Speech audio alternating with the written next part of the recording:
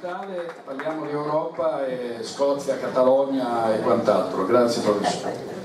Grazie a voi. Anch'io desidero ringraziare l'avvocato Morosin, il signor Colomban. La loro storia personale non può che essere di destare ammirazione in tutti noi, e credo che potremo parlare a lungo di questo, ma purtroppo il tempo è molto breve e quindi cercherò di contenermi all'interno dei limiti. E sono molto lieto fra l'altro di essere qui. Da parte paterna ho diversi antenati veneti, di origine veneta. Questo quadro riassume molto bene la mia storia personale dal punto di vista paterno, in quanto sia la pianura, sia le prealpi, sia le montagne del Veneto sono parte della mia vita, parte delle mie origini. Tra l'altro io ho studiato anche nella valle parallela a questa, cioè a Belluno, nel liceo cittadino.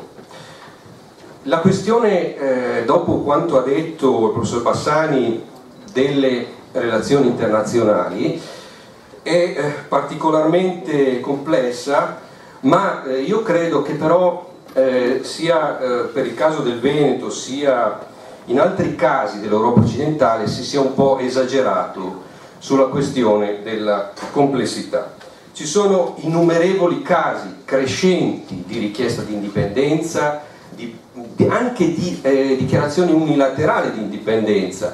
Nel libro dell'avvocato Morosin, per esempio, è indicato il caso emblematico del Kosovo, che ha stravolto il modo di vedere le rivendicazioni per l'indipendenza e che ha accelerato un processo a cascata, a catena, all'interno soprattutto di quegli ambiti in cui gli stati moderni sono meno consolidati, abbiamo dei sottosistemi, diciamo, internazionali molto più deboli, come ad esempio nell'Europa centrale e orientale.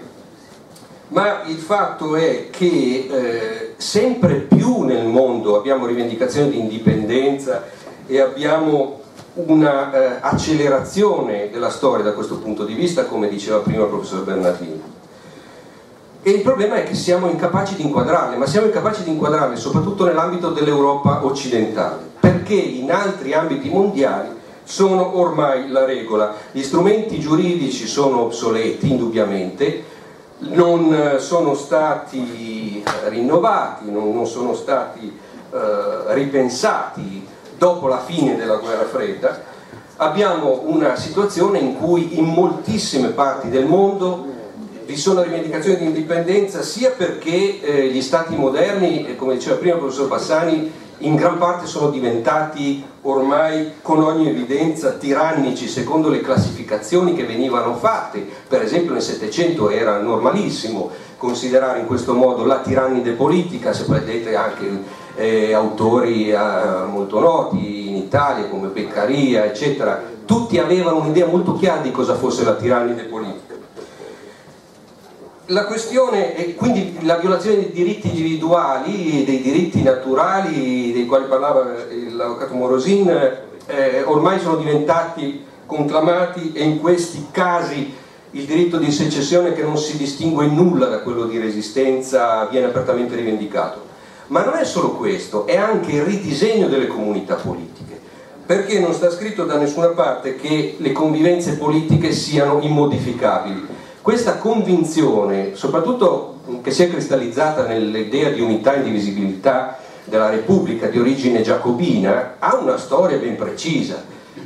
Da noi è stata recepita con il modello francese e bevuta con latte nelle scuole, nelle famiglie. Questa idea ossessiva dell'unità e indivisibilità ha avuto origini chiarissime nel Seicento francese, quando i moralisti francesi hanno elaborato la dottrina dello Stato moderno. Ed è, come diceva un grande studioso tedesco, Carl Schmitt, in realtà un principio teologico secolarizzato. Se noi vediamo le reazioni che ogni volta che viene invocato questo principio scattano, siamo di fronte proprio a delle reazioni parareligiose. È come se ci si trovasse di fronte ancora a una guerra di religione. E in effetti Carl Schmitt ha spiegato molto bene come i concetti del diritto pubblico si siano andati cristallizzando proprio come concetti teologici secolarizzati. qui il discorso sarebbe molto lungo, ma proprio quella idea dell'unità e indivisibilità si è sviluppata in modo chiarissimo a partire da principi teologici che poi sono stati filtrati da Rousseau e così via, in tutto un processo lunghissimo di elaborazione, in realtà lunghissimo, di qualche secolo di elaborazione della dottrina dello Stato moderno, che oggi noi diamo quasi per scontato. C'è un altro fattore poi che non viene considerato e che anche in Veneto viene invece appunto che viene un po' trascurato, che è quello del fatto che abbiamo perso l'abitudine al mutamento internazionale. Il lungo congelamento bipolare del mondo, che è durato appunto fino all'89-91, è finito. Con l'89-91 diventano plausibili in tutti i continenti scenari che un tempo, nel periodo della guerra fredda, venivano considerati come fantapolitici. Abbiamo ormai 200 stati, entità indipendenti che spesso non hanno nemmeno una configurazione chiara, non sono stati, pensiamo ad esempio anche all'Europa orientale. Abbiamo una ripresa di annessioni, di perdita di regioni, che sono state la regola nella storia e che noi ormai siamo abituati a pensare alla realtà internazionale come l'abbiamo vista nel periodo della guerra fredda. E il fatto è che è finita quell'epoca, devono rendersene conto anche i giuristi e devono rendersene conto gli studiosi della politica. Quando alla fine della prima guerra mondiale il crollo dei tre imperi aveva messo in moto delle forze telluriche imponenti che poi sono state arginate soltanto con il congelamento bipolare, il duopolio Mosca-Washington, è chiaro che si trattava di un periodo diverso. Finito questo periodo bipolare, e finito un periodo in cui nessun confine si spostava in Europa se non con il consenso delle superpotenze, e in un regime di sovranità limitata, naturalmente è cambiato il mondo radicalmente. Anche nel resto del mondo il congelamento bipolare aveva provocato questa convinzione dell'immutabilità degli stati e delle comunità politiche. Come abbiamo visto nell'89-91 c'è stata una disintegrazione a catena degli stati esistenti ritenuti insopportabili, dall'ex Jugoslavia all'ex Unione Sovietica, la separazione pacifica della Cecoslovacchia, che è un caso studio che va tenuto presente, intanto in quanto fra l'altro non è nemmeno stato deciso con referendum, ma con accordo fra le classi politiche, con una contrattazione che ha portato a una pacifica, esemplare separazione. Molte di queste cause che sono ritornate di attualità nell'89-91 sono ancora in atto oggi. L'illusione dell'ordine mondiale è un'illusione che non corrisponde affatto alla realtà. Abbiamo un disordine crescente, abbiamo una moltiplicazione delle rivendicazioni di indipendenza, abbiamo la conquista effettiva de facto o de jure, quindi sia di diritto che di fatto, di nuove indipendenze. Ma d'altra parte anche il 60% degli stati attualmente esistenti in Europa si è formato dopo separazioni. La formazione di nuove comunità politiche, questo bisogna metterselo in testa, è la norma. Siamo stati abituati troppo a lungo a pensare che la separazione di una regione da uno Stato unitario, a lungo considerato indivisibile, fosse impossibile. Oggi si è riaperto il contesto internazionale da questo punto di vista, soprattutto nel caso in cui la rivendicazione di autogoverno non sia soddisfatta. Noi abbiamo un esempio classico in Italia, una lunga rivendicazione di riforme federali, si è parlato a vanvera, si è anche pianificato come ingannare, introdurre delle pseudo riforme che dessero un contentino, scassando anche l'ordinamento unitario e producendo una reazione a catena. Tutto questo, come diceva il nostro maestro Gianfranco Miglio, era già stato pianificato nelle bicamerali, e quello che abbiamo visto in seguito è stato proprio un pianificato metodo per arrivare a frenare qualsiasi aspirazione all'autogoverno. Non l'aspirazione, ma sicuramente l'ottenimento dell'autogoverno. E quindi la reazione quale può essere? Se l'aspirazione è quella all'autogoverno, bisogna trovare altri metodi. Si parla sempre di reazione violenta degli Stati. Innanzitutto non è affatto la regola. Oggi siamo in una condizione in cui una reazione violenta degli Stati unitari, delle capitali, di fronte a un processo di separazione, a una secessione, viola apertamente ormai anche risoluzioni dell'ONU, e quindi siamo in una condizione particolarmente favorevole per un ridisegno delle comunità politiche.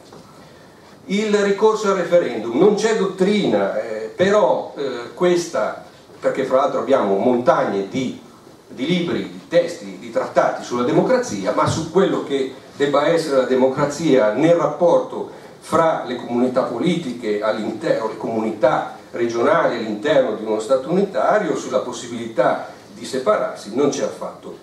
C'è un'assenza di dottrina giuridica sul referendum, per esempio in campo internazionale. Quali vie si debbano seguire? Questa indubbiamente è una delle più comuni. Fra l'altro ci sono stati anche referendum in cui si è ottenuta la vittoria da parte dei separatisti anche in condizioni di procedura aggravata, come ad esempio nel caso del Montenegro, condizioni proibitive che sono state superate. Il referendum ormai è stato interpretato nelle forme più bizzarre a seconda della convenienza politica, dell'appoggio internazionale e così via.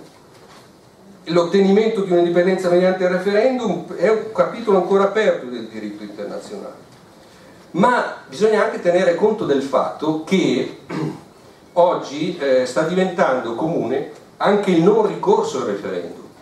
Fra l'altro in numerosi casi è stata sufficiente la sola proclamazione di un Parlamento locale, che poi eventualmente è stata confermata con un referendum, e che è entrato anche nella prassi. Già nel caso che diceva prima il professor Bassani, che ricordava il professor Bassani, della separazione fra la Norvegia e la Svezia, ad esempio, lì c'è stato un braccio di ferro molto duro fra lo Storting norvegese nel 1905 e il governo svedese. Ma poi ci sono anche altri casi, l'Irlanda, l'Islanda, la separazione fra Cecchia e Slovacchia, appunto, con accordi di vertice in cui non è stato necessario un referendum, avevano anche paura di indire un referendum in una situazione come quella del periodo che aveva visto l'esplosione della ex Jugoslavia. Nel caso della separazione tra Svezia e Norvegia nel 1905 abbiamo un caso da manuale in cui un braccio di ferro coraggioso del Parlamento norvegese è riuscito a imporre una deliberazione, una dichiarazione di indipendenza con un continuo scontro con la Svezia, col governo svedese. Ma come avveniva? Avveniva con deliberazioni che venivano presentate alla ricezione a Stoccolma, che venivano continuamente cassate, e il Parlamento norvegese continuava a riproporle fino a che si è arrivati al logoramento e all'ottenimento dell'indipendenza. Una cosa molto importante per quanto riguarda l'autodeterminazione, della quale si parlava oggi, naturalmente qui c'è bisogno del coraggio delle classi politiche. La nostra struttura regionale non ha fatto altro che abbassare il livello delle classi politiche, deprimerle, privarle del coraggio. Non si può certo chiedere a qualcuno che non ce l'ha di avere un coraggio del genere, di continuare a mandare a Roma delle dichiarazioni che riguardano appunto la separazione, perché questo riguarda prima di tutto il coraggio personale, però questo è possibile, lo è ancora più possibile con la fine del periodo della guerra fredda. Per quanto riguarda il diritto di autodeterminazione, si è insistito molto sulla nozione di popolo, l'omogeneità. Oggi è diventata largamente superflua. Perché? Perché questo principio era stato elaborato, come diceva prima il professor Bassani, proprio sulla base degli accordi fra stati per impedire un ridisegno della comunità internazionale, per impedire una frattura degli stati e così via, la lingua omogenea, l'unità di popolo, l'unità di cultura, eccetera. E in realtà oggi si stanno rilevando insufficienti in campo internazionale o addirittura irrilevanti. Abbiamo sempre più società multiculturali, nuove identità composite. Fra l'altro il popolo omogeneo richiesto dal diritto di autodeterminazione è anche un problema, l'anticamera per continui problemi futuri, con il diritto che abbiamo e con il quale dobbiamo fare i conti, il diritto pubblico europeo. Il fattore etnico in campo internazionale per il riconoscimento non è più il prevalente, altrimenti avremmo per esempio un Kurdistan indipendente che oggi attraversa diversi stati. Quello di cui dobbiamo renderci conto è che si è aperta una finestra di possibilità insperate e la timidezza con la quale in Veneto viene affrontata, proprio perché a fronte c'è questa mitologia dell'unità e indivisibilità di Giacobina Memoria, è una timidezza che non trova riscontro in altri paesi. Non ha trovato riscontro nel 91 per esempio e nella frammentazione della ex Jugoslavia, così come nella separazione fra le entità indipendenti dell'ex Unione Sovietica. Hanno sempre più peso oggi nella dottrina giuridica internazionalistica, e su questo bisognerà insistere, le discriminazioni effettive interne allo Stato. Non è più l'esistenza o meno di una omogeneità culturale, etnica, eccetera. Se si riescono a dimostrare queste effettive discriminazioni, per esempio la violazione libera della disponibilità delle risorse prodotte o anche delle risorse naturali, quello che sta avvenendo per esempio nel nord Europa, Groenlandia, eccetera, isole Faroe, è proprio legato alla disponibilità delle risorse naturali. La dimostrazione di una sistematica rapina fiscale a vantaggio di altre regioni che dissangua intere popolazioni, come sta accadendo senza paragoni in Lombardia e in Veneto.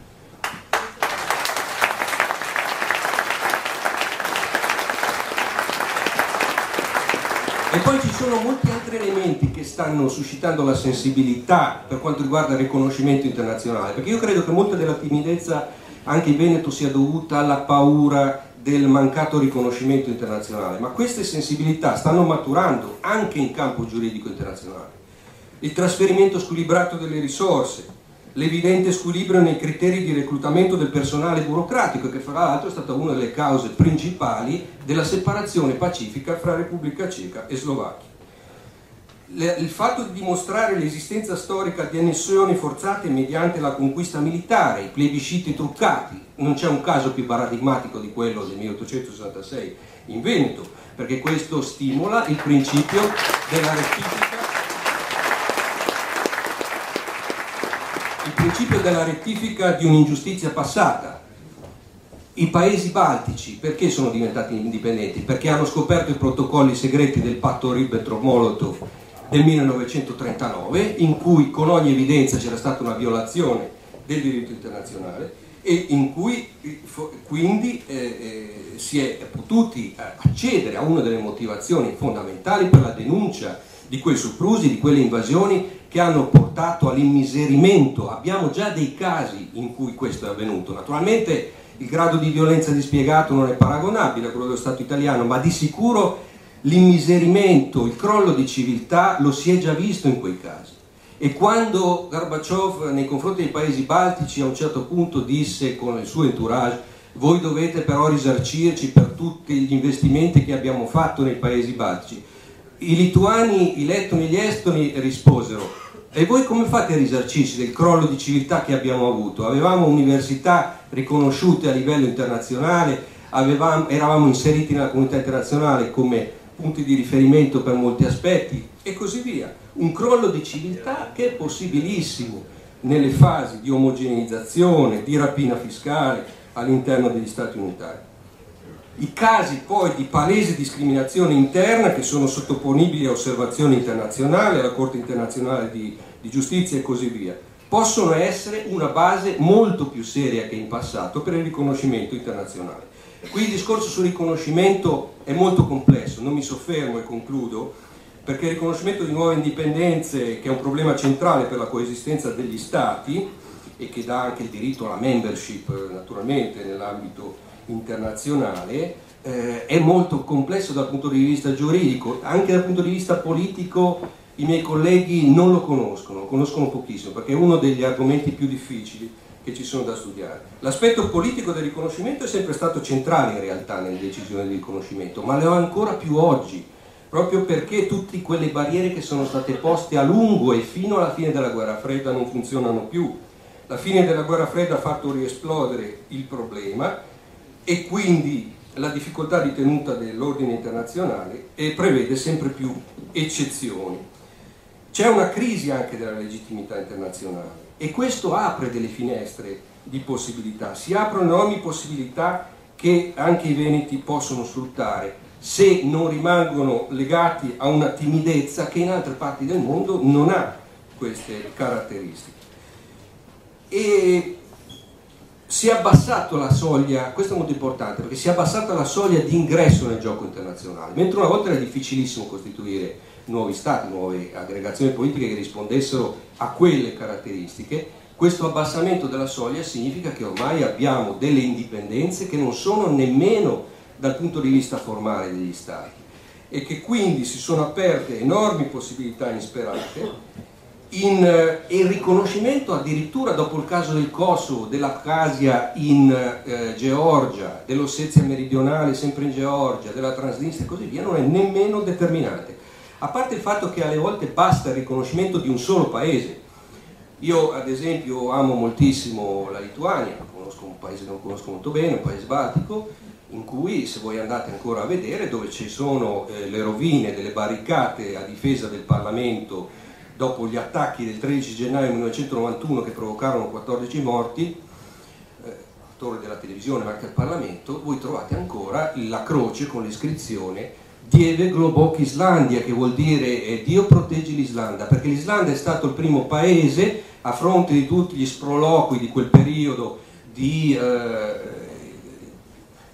teorici, di professori, di ambasciatori sulla legittimità o meno dell'indipendenza della Lituania, e gli islandesi l'hanno riconosciuta per primi, prima ancora degli Stati Uniti. Quindi questa timidezza sul riconoscimento internazionale va abbandonata, perché non è vero che è impossibile, ci sono elementi che possono introdurre anche all'improvviso dei cambiamenti radicali. È come la valanga che è stimolata da una palla di neve. I casi sono moltissimi, non posso soffermarmi, fra l'altro sulla Catalogna ci parleranno poi proprio i professori catalani. E sono moltissimi anche nell'Europa occidentale. Quello a cui deve guardare il Veneto è sicuramente la situazione dell'Europa occidentale, la Catalogna, la Scozia, quello che è accaduto già anche in ambito balcanico, quello che sta accadendo nell'Europa orientale, ma soprattutto l'Europa occidentale, perché naturalmente seguire quei percorsi anche umilmente, cercare di imparare, può essere un antidoto contro la timidezza che viene stimolata proprio da questa ossessione dell'unità, indivisibilità, che ormai è uscita dalla storia e che comunque non sta in piedi di fronte a una evidente sistema tirannico contro il quale non c'è altro che il ricorso al diritto di resistenza. Gli elementi operativi sono tanti, si possono discutere quali sono i metodi da affiancare al ricorso al referendum e anche all'imitazione, al prendere dagli altri esempi dell'Europa occidentale e quello di cui c'è bisogno naturalmente è la capacità di coagulare la volontà che è sempre più forte del riconoscimento dei propri diritti.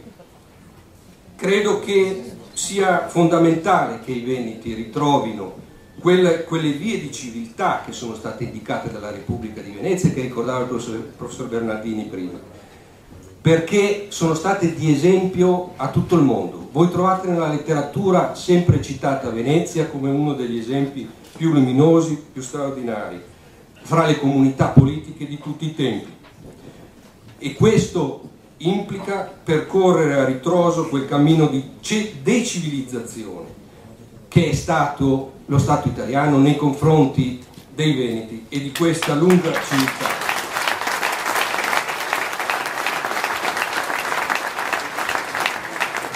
Ricordando quello che diceva il mio maestro, cioè Gianfranco Miglio, ci vuole il coraggio. D'altra parte, cosa può accadere? Non ottenere l'indipendenza, però anche soltanto dare una scossa elettrica a questo sistema che ormai ha raggiunto dei livelli di intollerabilità per qualsiasi considerazione si potesse fare nei secoli passati sulle tirannidi politiche, è naturalmente l'apertura invece di possibilità e quindi la capacità di sfruttare, diciamo, questo coraggio per il futuro e per ottenere una convivenza in cui i nostri figli possano avere un futuro invece che essere ridotti a un paese afro-balcanico, insomma, come sta diventando adesso. Grazie professore.